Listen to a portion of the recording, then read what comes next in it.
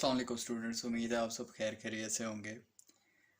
हमने chapter number 15 शुरू किया था सेकंड ईयर का, और हमने कुछ बेसिक टर्मिनोलॉजीज़ को डिस्कस किया था।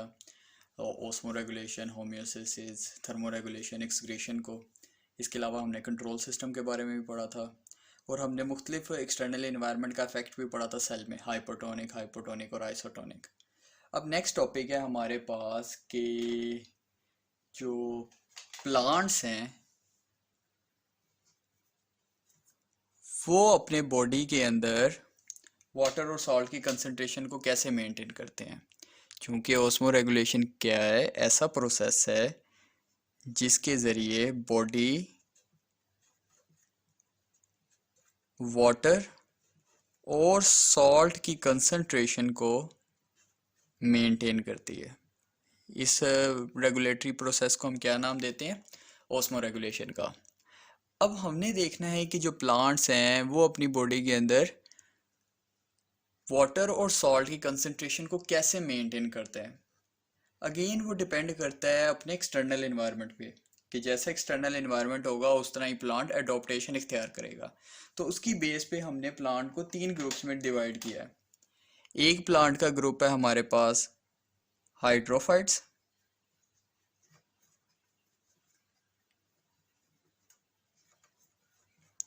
एक प्लांट का हमारे पास ग्रुप आता है मीजोफाइट,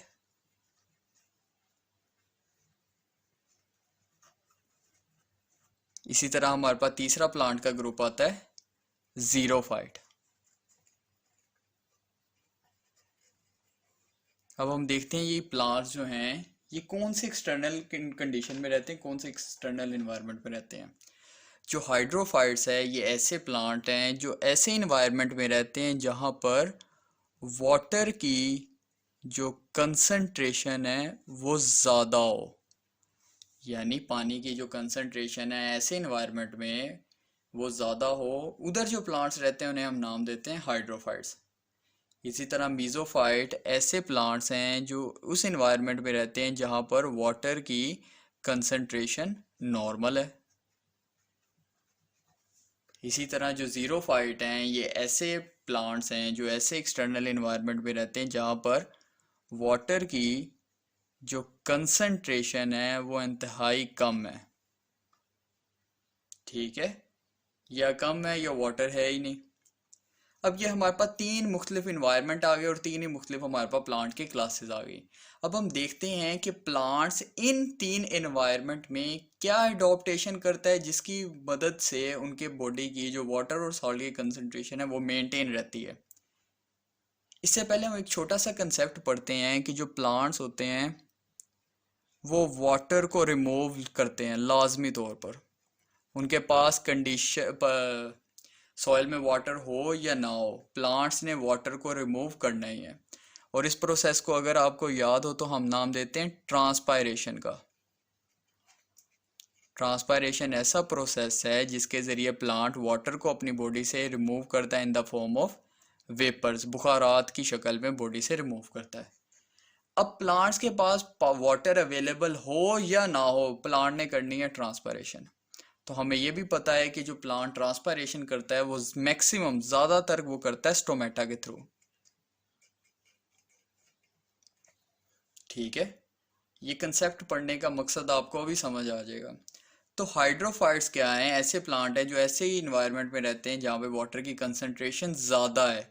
वाटर की कंसंट्रेशन ज़्यादा है तो लाजमी तौर पर उनके अंदर ट्रांसपायरेशन भी ज़्यादा होगी। तो हम लिख लेते हैं कि हाइड्रोफाइट्स की पहली अडॉप्टेशन क्या है कि उनकी बॉडी के अंदर ट्रांसपायरेशन ज़्यादा होगी। अब ट्रांसपायरेशन ज़्यादा होने का ज़्यादा करने के लिए प्लांट्स के पास स्टोमेटा भी ज़्यादा होने चाहिए। अच्छा, अब हाइड्रोफाइट्स ने क्या अडॉप्टेशन इख्तियार की, उन्होंने जो लीव्स का सरफेस एरिया था वो बढ़ा लिया, यानी बड़े उन्होंने अपने लीव्स कर लिए। अब लीव्स बड़े करने का उनको क्या बेनिफिट हुआ, जितने बड़े लीव्स होंगे उतनी ज़्यादा उनके अंदर स्टोमेटा मौजूद होंगे। चलें अब देखते हैं पहली अडॉप्टेशन क्या की, उसने ट्रांसपायरेशन ज़्यादा की। ट्रांसपायरेशन ज़्यादा करने के लिए उन्होंने क्या किया, सरफेस एरिया जो था लीव्स का वो बढ़ा दिया। लीफ का सरफेस एरिया बढ़ा दिया, स्टोमेटा का नंबर ज़्यादा हो गया। अब नॉर्मली जो स्टोमेटा होते हैं वो लोअर एपिडर्मिस में, लोअर सरफेस में मौजूद होते हैं, लेकिन ये हाइड्रोफाइट्स ने एक मैकेनिज्म क्या किया कि उन्होंने स्टोमेटा को ना सिर्फ लोअर सरफेस में बल्कि अपर सरफेस में भी बढ़ा दिया। तो इसका मकसद ये है कि ट्रांसपायरेशन भी ज़्यादा हो। ये पहला हमारे पास अडॉप्टेशन है जिसके ज़रिए हाइड्रोफाइट्स अपनी बॉडी में से वाटर को रिमूव करते हैं, क्योंकि वाटर एक्सेस है, उसने मेंटेन करनी है कंसंट्रेशन, तो उसने वाटर को अपनी बॉडी से एलिमिनेट करना है। ये पहला हमारे पास है। अब इसकी एग्जांपल में हमारे पास वाटर लिली आ जाता है। वाटर लिली के अलावा हमारे पास हाइड्रिल्ला और लोटस भी आ जाता है। तो ये इसकी हमारे पास एग्जांपल्स आ जाती हैं। ठीक है, तो उम्मीद है इसकी समझ आई होगी हाइड्रोफाइट्स की। नेक्स्ट जो हमारे पास क्लास है वो है मीजोफाइट। और मीजोफाइट ऐसे प्लांट है जो ऐसे इन्वायरमेंट में रहते हैं जहाँ पे वाटर की कंसंट्रेशन क्या है, नॉर्मल। तो उनका जो लीफ का सरफेस एरिया होगा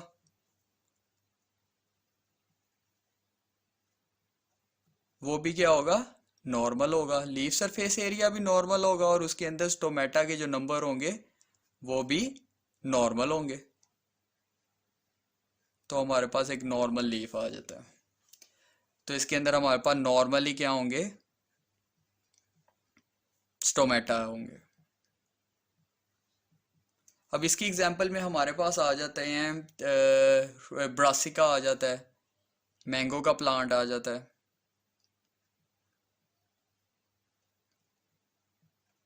ब्रासिका जो सरसों का हमारे पास है पौधा। तो ये इसकी हमारे पास सिंपल एग्जांपल्स आ जाती हैं।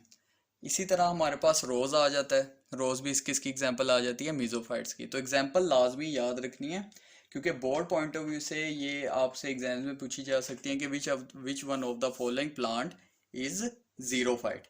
तो 3-4 एग्जांपल्स होंगी, उनमें से आपने जीरोफाइट, मीजोफाइट या हाइड्रोफाइट को मार्क करना है।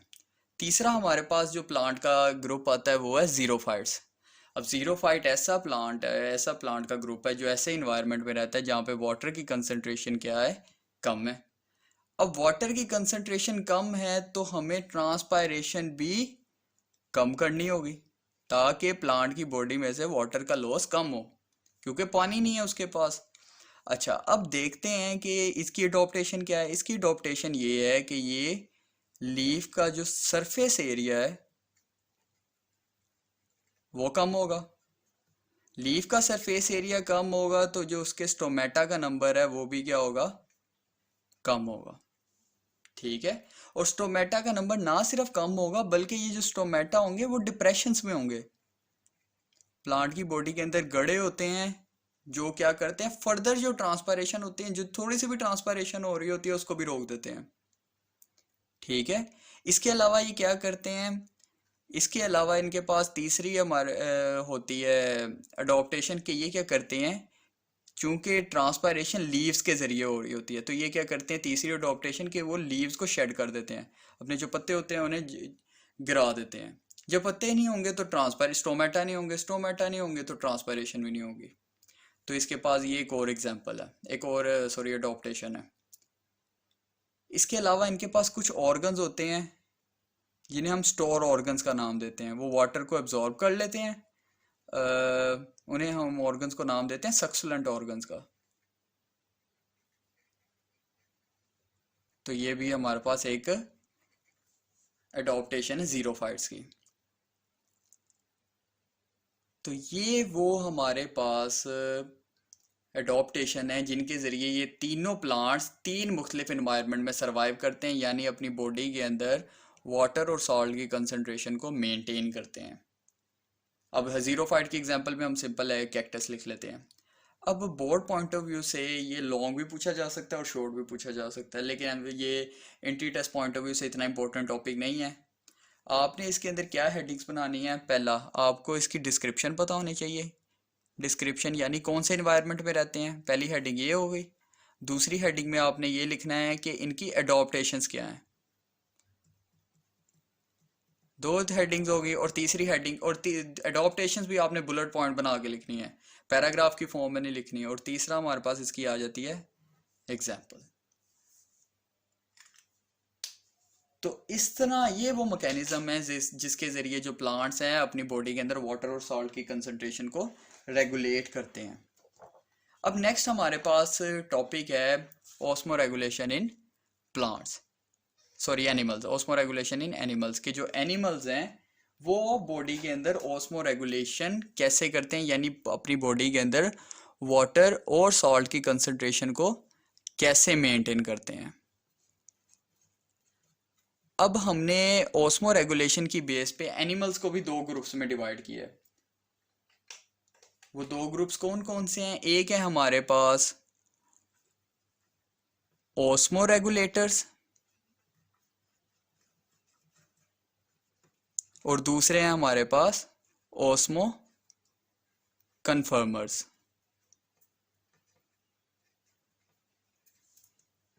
ऑस्मो रेगुलेटर आ जाता है और दूसरा हमारे पास आ जाता है ऑस्मो कन्फर्मर्स।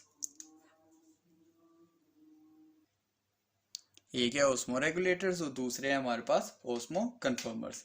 अगेन हमें बात आएगी हमारे पास एक्सटर्नल कंडीशन की, यानी एक्सटर्नल इन्वायरमेंट की।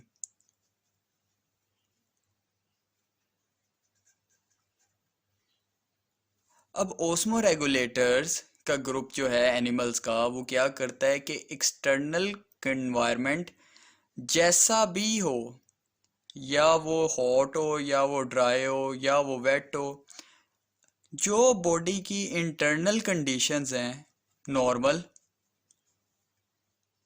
उनको मेंटेन करते हैं।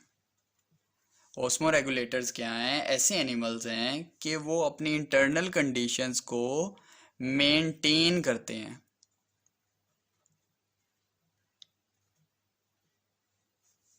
जैसे अगर हम बात करें ह्यूमन की, तो अगर ड्राई इन्वायरमेंट हो तो जो हमारी किडनीज होती है वो कम यूरिन प्रोड्यूस करती है, कंसनट्रेटेड यूरिन प्रोड्यूस करती है, ताकि हमारी बॉडी का जो नॉर्मल वाटर का अमाउंट है वो नॉर्मल ही रहे। बेशक एक्सटर्नल इन्वायरमेंट जैसा हो, लेकिन जो इंटरनल कंडीशन है उनको मेंटेन करते हैं ऑस्मो रेगुलेटर्स। लेकिन ऑस्मो कन्फर्मर्स क्या हैं? ऐसे एनिमल्स हैं कि वो एक्सटर्नल इन्वायरमेंट के मुताबिक अपनी बॉडी के इंटरनल कंडीशन को मेंटेन कर लेते हैं।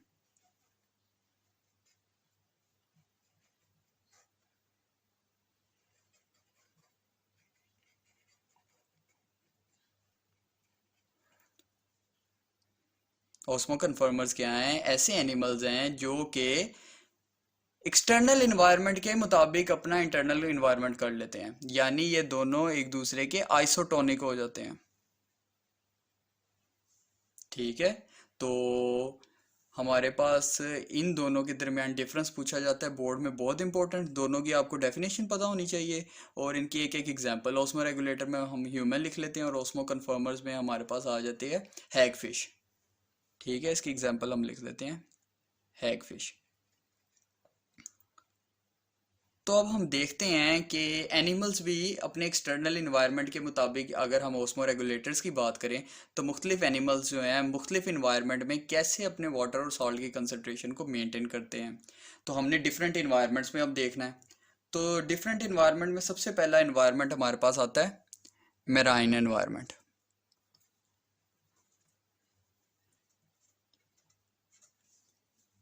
जिसके अब हमें पता है मराइन के अंदर हमारे पास सॉल्टी वाटर होता है। ठीक है, अब हमारे पास मराइन लाइफ में ऑस्मो रेगुलेटर्स भी मौजूद होते हैं और ऑस्मो कन्फर्मर्स भी मौजूद होते हैं। मराइन लाइफ में ऑस्मो रेगुलेटर, ऑस्मो कन्फर्मर्स की हमारे पास एग्जांपल आ जाती है अगेन हैगफिश। लेकिन जो हमारे पास मराइन लाइफ में मौजूद जो ऑस्मो रेगुलेटर्स होते हैं, उसकी एग्जांपल में हम पढ़ते हैं बोनी फिश और कार्टिलेजिनस फिशेस।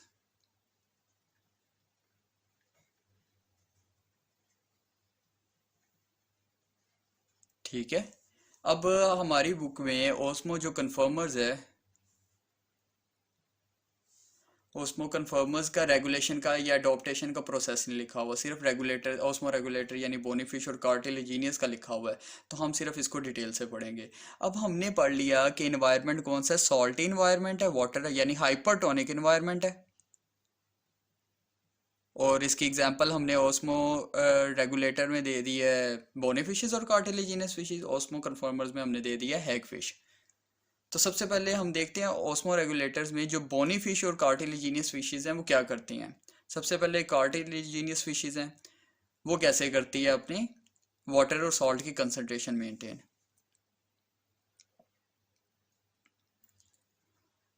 अब स्टूडेंट हमें पता है कि जो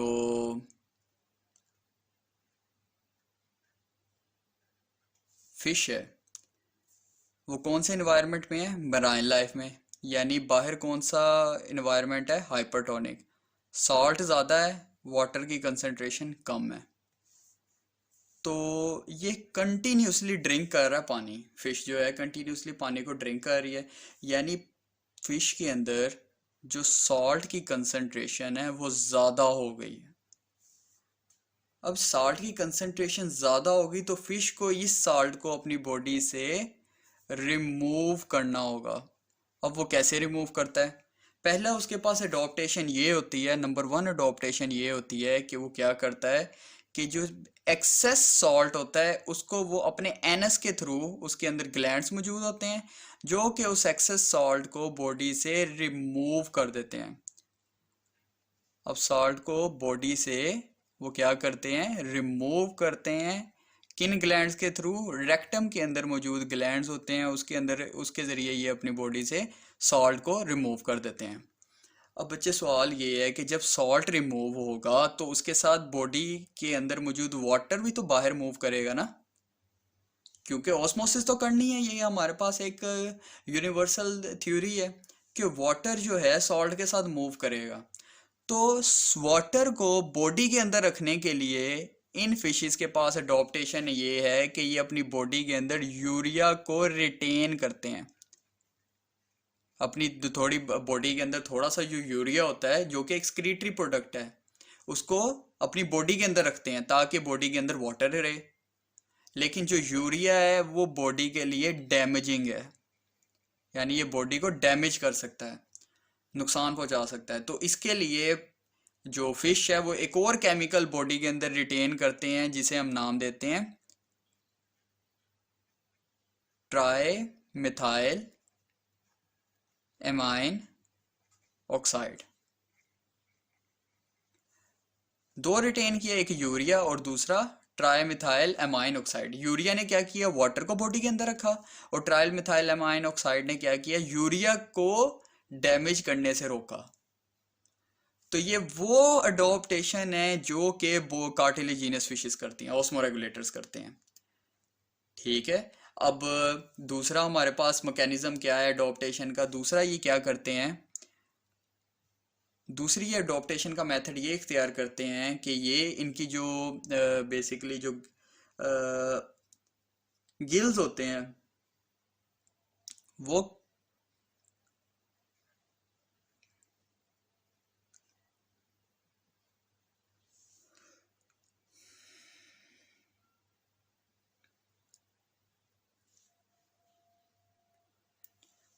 तो कंसनट्रेटेड जो हमारे पास इन्वायरमेंट होता है उसके अंदर ये फिशेस की दूसरी अडॉप्टेशन क्या होती है कि फ़िश क्या करते हैं, पानी ज़्यादा पीते हैं, ड्रिंक ज़्यादा करते हैं वाटर। ड्रिंक करने का मकसद ये है कि सॉल्ट ज़्यादा से ज़्यादा रिमूव होगा और पानी कम से कम जो होगा वो बॉडी से लॉस होगा। पानी ज़्यादा पियेंगे तो वो पानी, अब जो कि हमारे पास हाइपरटोनिक है ना, वाटर कम है और सॉल्ट ज़्यादा है, तो हमें चाहिए वाटर और सॉल्ट को रिमूव करना है। सॉल्ट को रिमूव करें रेक्टल ग्लैंड, लेकिन फ़िश को क्या करना पड़ रहा है, पानी भी तो चाहिए ना, तो वो पानी क्या करेंगी, ज़्यादा से ज़्यादा ड्रिंक करेंगी। अब एक छोटी सी एवोल्यूशन की थ्योरी है, ये समझा जाता है कि जो हमारे पास ऑस्मो कन्फर्मर या जो मराइन हमारे पास होते हैं इनवर्टिब्रेट्स, जिसकी एग्जांपल हमारे पास है हैग फिश, ये हमारे पास डिसेंट्स हैं और इंसेस्टर्स क्या हैं हमारे पास, फ्रेश वाटर। यानी अगर हम सिंपल बात करें तो अबाव अजदाद जो फिश के होते हैं वो फ्रेश वाटर के हैं, इन्वायरमेंट के रहने वाले। यानी जो इंसेस्टर्स हैं फिश के, वो कहाँ पे रहने वाले थे? फ्रेश वाटर में। लेकिन वो वक्त के साथ साथ कन्वर्ट हो गए मराइन में, जो कि अब डेसेंट्स हैं। ठीक है। अब ये क्या कहते हैं कि जो इंसेस्टर्स थे उन्होंने क्या किया, अपनी बॉडी के अंदर पानी जो था वो कम करते गए। जब पानी कम होता गया तो जाहिर बात है साल्ट की कंसंट्रेशन बढ़ती गई। तो वो कौन से हो जाएंगे? वो मराइन में आ जाएंगे, जो कि हमारे पास एक ओस्मो कन्फर्मर्स और ओस्मो रेगुलेटर में हैग फिश, पोनी और कार्टिलेजिनस फिशेज आ जाती हैं। तो ये वो इन्वायरमेंट है मराइन का जिसके अंदर ये जो टाइप के ऑर्गेनिज्म है अपनी बॉडी को रेगुलेट करते हैं। अब दूसरा हमारे पास इन्वायरमेंट आता है फ्रेश वाटर इन्वायरमेंट।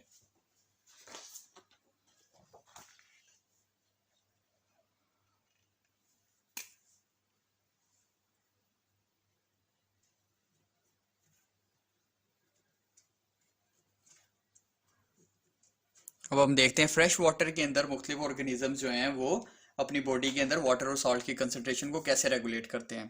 तो हमारी बुक के अंदर एग्जांपल्स आ जाती है फ्रेश वाटर ऑर्गेनिजम्स की, जिसके अंदर हमारे पास अमेबा है और हमारे पास पैरामीशियम है।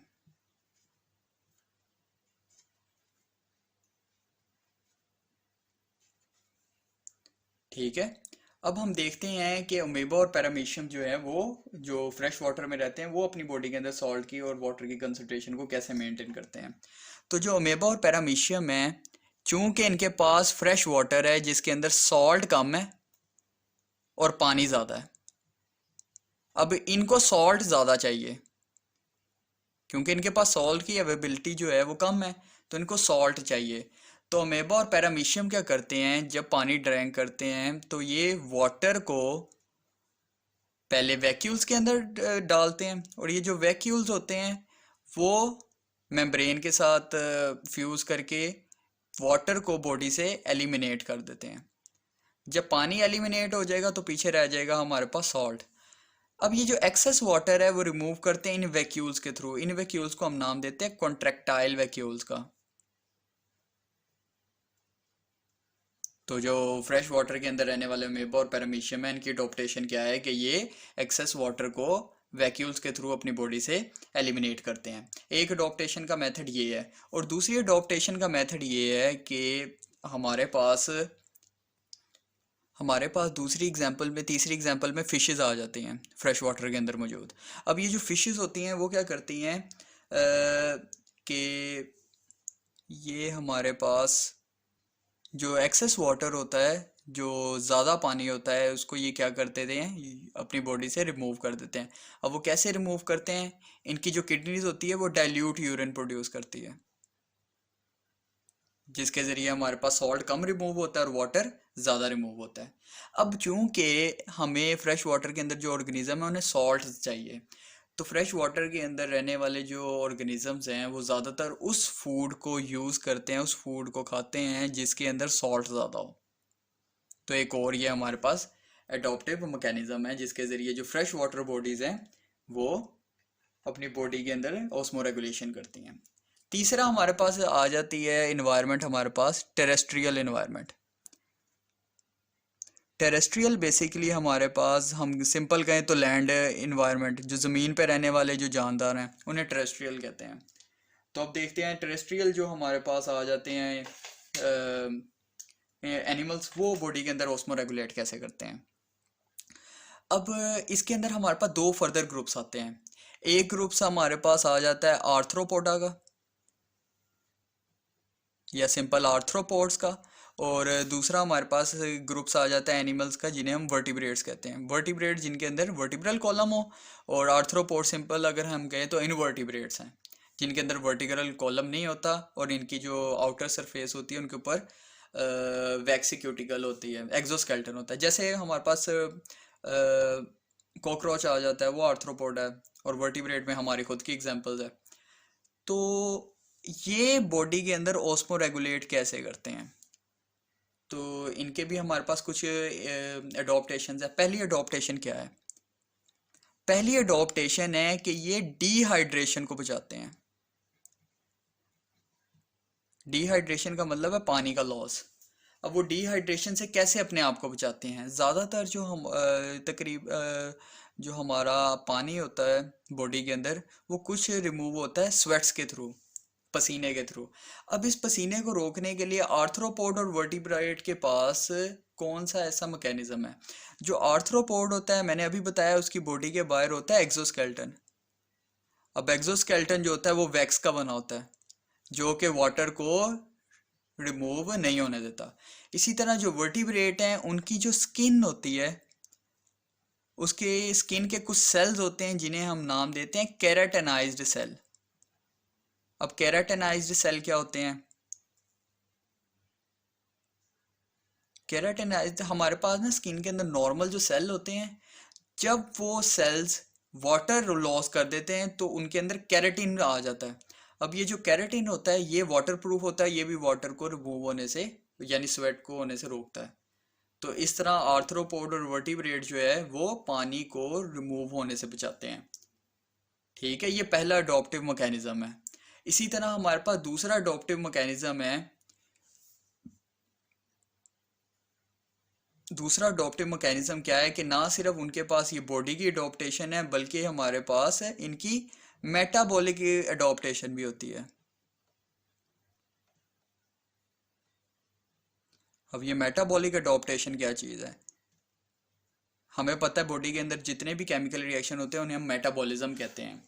अब हम देखते हैं इसकी एग्जांपल में, हम एक पढ़ते हैं कैंगरू रैट का। ये हमारे पास रैट जो है ये बेसिकली डेजर्ट में रहने वाला है। और मज़े की बात ये है कि ये काफ़ी दिनों तक वाटर यानी पानी की इनटेक, पानी पिए बगैर ज़िंदा रह सकता है। अब ये कैसे ज़िंदा रहता है? ये जो कैंगरू रैट होता है ये क्या करता है, ये खाता है हमारे पास सीड्स को, बीज को खाता है, और जो सीड्स होते हैं उन बीजों को खाता है जिनके अंदर कार्बोहाइड्रेट ज़्यादा हों। अब ये जो कार्बोहाइड्रेट्स हैं ये कैंगरू रैट के अंदर मेटाबॉलिक रिएक्शंस करेंगे, और इन मेटाबॉलिक रिएक्शंस के नतीजे में उसकी बॉडी में वाटर प्रोड्यूस होगा, यानी बॉडी के अंदर वाटर की कंसंट्रेशन नॉर्मल है। तो ये हमारे पास मेटाबॉलिक अडॉप्टेशन है। तो इसकी एग्जांपल में हमारे पास कैंगरू रैट आ जाता है।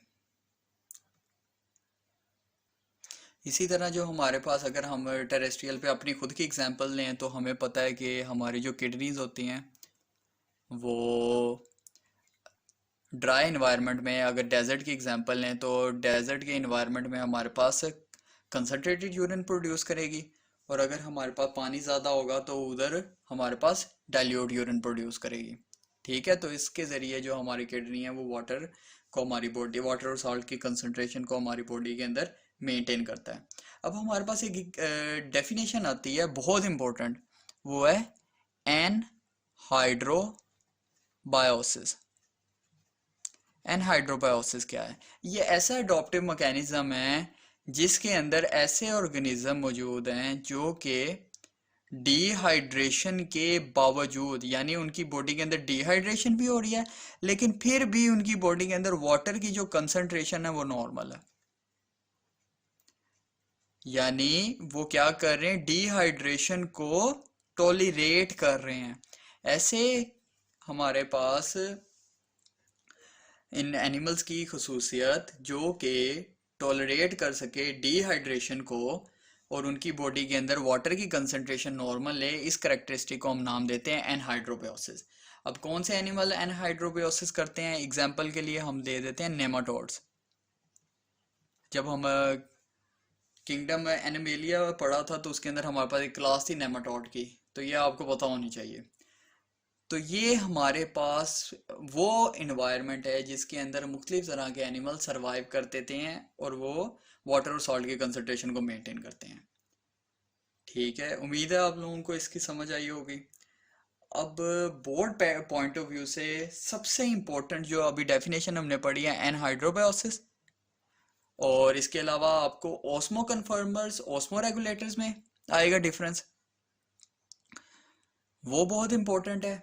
इसके अलावा आपको किसी भी इन्वायरमेंट की, हाइड्रोफाइड, मीजोफाइड या जीरोफाइड इन्वायरमेंट की शॉर्ट में करेक्टरिस्टिक पूछी जा सकती हैं या अडॉप्टेशन पूछी जा सकती हैं। तो ये अब तक बोर्ड पॉइंट ऑफ व्यू से सिर्फ और सिर्फ एमसीक्यूज हैं, सॉरी सिर्फ और सिर्फ शॉर्ट क्वेश्चंस हैं, एमसीक्यूज नहीं है।